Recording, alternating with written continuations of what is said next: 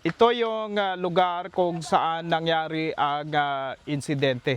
Ang lugar ng suspect ay nandito banda raw sa unahang bahagi.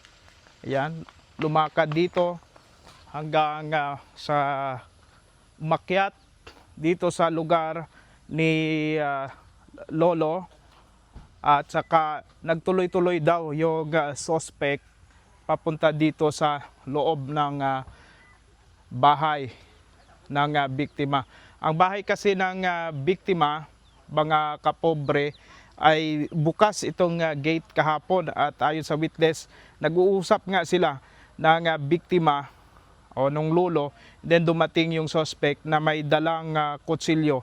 Hindi nila pansin yung kutsilyo dahil nakabalot raw ng tela o damit, at walang kung ano-anong sinabi, sinaksak agad itong biktima.